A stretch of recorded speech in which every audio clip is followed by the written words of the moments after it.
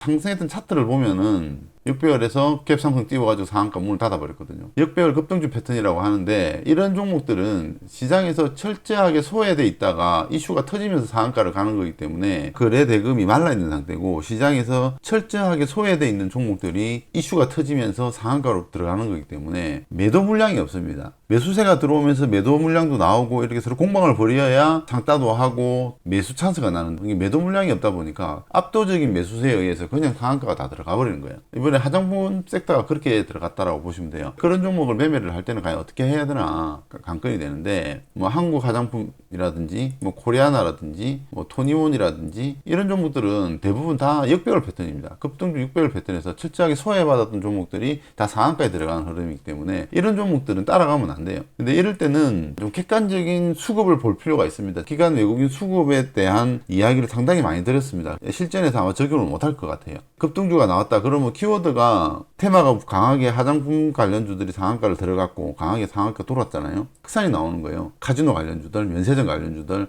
이쪽으로 계속 수급이 확산이 나왔단 말이에요. 파라다이스도 강하게 상승이 나왔고, 호텔신라도 강하게 상한가 들었어요. 저는 호텔신라도 수급이 좋았습니다. 아난티는 끼가 좋은 종목이에요. 아난티 같은 경우는 시가총액이 7천억 정도 되기 때문에, 호텔신라는 뭐 시가총액이 엄청 크죠. 크기 때문에 큰 종목이 저는 18% 가까이 상승이 나왔어요. 그래서 상승폭이 좀 크다. 수급이 좋았지만 상승폭이 좀 컸다. 특징이 있고요. 파라다이스는 시가총액이 한 1조 6천억 정도 됩니다. 22% 정도 상승이 나왔어요. 호텔신라 같은 경우는 굉장히 무거운 종목이잖아요. 이 종목이 상승이 나왔기 때문에 과연 내일 갭 상승이 얼마나 나올까? 자, 아난티는 내일 갭 상승이 어떨까?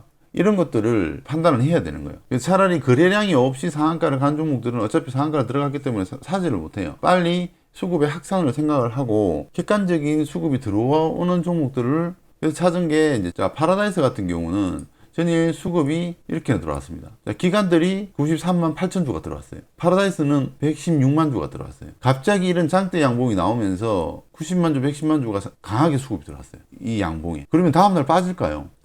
호텔신라도 마찬가지입니다. 호텔신라도 전일 수급을 보면 63만 주에 외국인들이 88만 주가 들어왔어요. 양매수가 들어왔죠. 호텔신라보다는 파라다이스가 조금 더 탄력이 강하지 않겠나, 이렇게 우리가 생각을 해볼 수가 있네요. 근데 아난티는 제일 탄력이 좋은데 전일을 양매도가 나왔어요. 그래서 조금은 객관적인 수급에서 벗어나기 때문에 좀 제외를 했습니다. 근데 결과론적으로 보면 오늘 제일 많이 상승이 나왔죠. 10% 상승이 나왔고, 호텔신라도 오늘 장중에 5% 상승이 나왔습니다. 파라다이스는 장중에 4%밖에 상승이 안 나왔어요. 이런 식으로 종가 베팅, 이렇게 한한령 해제가 터졌고 주도주 테마들은, 가벼운 종목들은 다 상한가가 들어가고 난 다음에, 그때 여러분들이 그냥 가만히 있는 게 아니라 이런 수급 동향을 파악을 하고 수급이 많이 들어와 있는 종목을 종가 베팅을 하면 또 수익이 되는 거예요. 그런 관점에서 종목을 보셔라. 테마가 돌았을 때 거래량이 없는 종목들을 후발주를 따라가려고 하는 것보다는 수혜가 예상이 되니까 기관과 외국인들이 쌍끌이 매수가 들어왔거든요. 그럼 이들 종목은 하루 이틀 주춤하지만 다시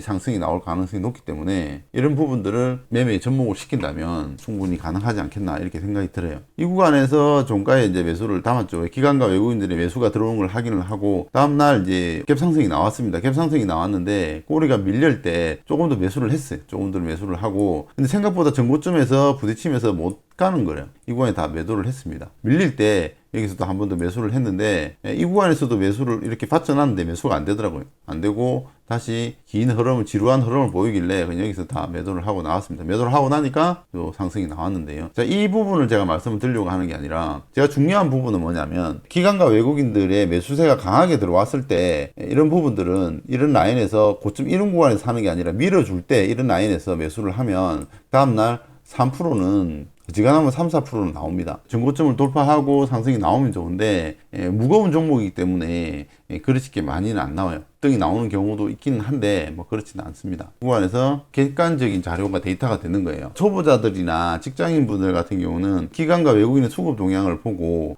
매매하는 거를 저는 추천을 합니다. 물론 이게 들어온다고 해서 무조건 다 가는 건 아니에요. 오늘도 마찬가지지만 아난티 같은 경우는 기관과 외국인들의 매도가 나왔습니다. 매도가 나왔는데도 불구하고 다음날 더 많은 10% 이상의 상승이 나왔거든요. 이런 경우도 있어요. 근데 야난티 같은 경우는 끼가 많은 종목입니다. 급등락이 많이 나오는 종목이거든요. 시가총액도 한 7천억 정도 되는 종목이기 때문에 아무래도 시가총액이 뭐 1조 이상 넘어가면 사실상 당일 강하게 슈팅이 붙을 때는 뭐 10%까지도 나오긴 하나 대부분 3에서 5% 정도 나오면은 단기 고점을 형성하는 경우가 많아요. 시가총액이 1조 이상 되는 종목들 대형주들의 상승이 나올 때는 기관과 외국인들의 양매수가 들어오고 과한 수급이 들어왔을 때 분차트 상에서 흐름이 양호하다면 뭐 그 부분까지 다 설명을 드리면 시간이 많이 걸리기 때문에 패스하고요. 분차트에서 특정한 흐름을 보이고 했을 때는 종가 매수를 해도 된다. 근데 장중에 이제 이런 종목을 찾는 방법을 여러분들이 잘 모르잖아요. 물론 매매를 많이 하신 분들은 바로 압니다. 한한령 해제가 떴을 때 화장품 상승하고 카지노 관련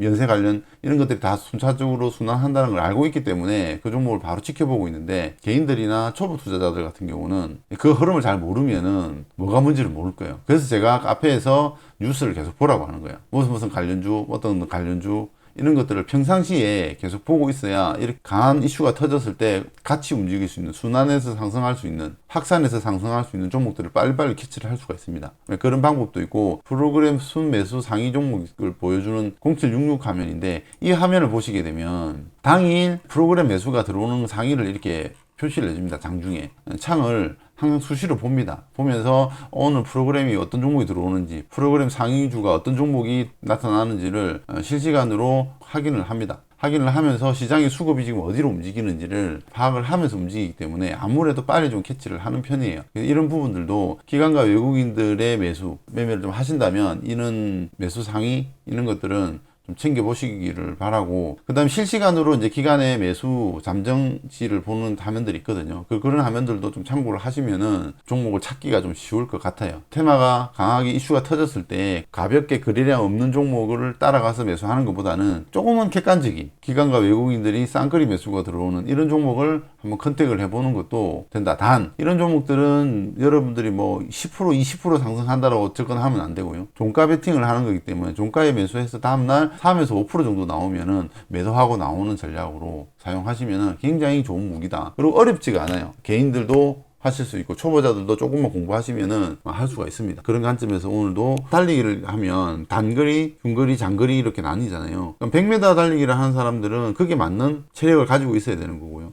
1000m 하는 사람들은 1000m에 맞는 체력을 가지고 있는 겁니다. 또는 뭐 마라톤 하는 사람들은 그게 맞는 근육을 가지고 있는 거고요. 자, 우리가 급등주를 꼭 매매를 해야 주식에서 돈을 버는 건 아닙니다. 매매 스킬이 빠른 사람들은 급등주에서 치고받고 많이 합니다. 초저점들 고점에서 매매를 하면 당연히 손실도 크고 수익도 큽니다. 그러나 누구나 다 그런 매매를 하지 못한다는 걸 알거든요. 초보자들이나 직장인들이나 매매 스킬이 없는 사람들이 다음날 종가 베팅 할 수 있는 방법이나 수익 매매 할 수 있는 방법들이나 1박 2일 정도 매수해서 하루 이틀 정도 보유했을 때 급등 나올 수 있는 방법들을 굉장히 많이 소개를 시켜드립니다. 그런 관점에서 공부를 하시고 영상을 보시면은 상당히 도움이 많이 된다. 급등주를 못한다고 해서 자책하지 마셔라. 주식으로 돈을 버는 방법은 한 가지 두 가지 방법이 아닙니다. 여러 방법이 있기 때문에 자기한테 맞는 방법을 찾으시면 되는 거예요. 카페에 대한 이야기를 좀 말씀을 많이 안 드렸는데요. 카페에 들어가 보시면은 저 헌터 주식 패밀리 강좌라고 해서 유튜브로 보고 주식이 잘 이해가 안 간다 하시는 분들이 많으셔가지고 헌터 패밀리 강의를 개설을 했습니다. 그래서 이 부분 관련해서 궁금하신 분들은 한번 보시고요. 여기 라인에 들어가시면은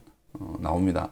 했던 준비들 이런 것들 다 나와 있으니까 시간 되시는 분들은 한번 들어가서 보시고요. 자, 카페 들어가셔가지고 이런 테마들 장중에 나오는 테마들 꼭 보셔라. 이거 안 보시면 안 돼요. 이런 거 보셔야 되고 테마 관련해서 정리된 부분들을 다 올려드리니까 이 관련주들 다 올려놨으니까 이런 종목들 한번 다 보세요. 카지노 관련주, 미용 관련주, 유통 관련주, 여행 관련주 올려져 있으니까 이 종목들 보시면서 눈으로 익혀놔야 돼요. 화장품주가 움직인다. 왜 움직이는가? 유통 관련주 이쪽으로 종목들을 빨리 캐치를 하는 거예요. 그래서 평상시에 이런 종목들을 좀 보셔라. 평상시에 이런 것들을 봐놔야 대처가 빨리빨리 됩니다. 그리고 들어가셔서 수강 관련해서 내용들을 한번 보시면 좀 도움이 될 것 같습니다. 내용이 조금 마음에 드셨다면 좋아요 한번 눌러주시고요. 자, 오늘은 여기까지 하도록 하겠습니다.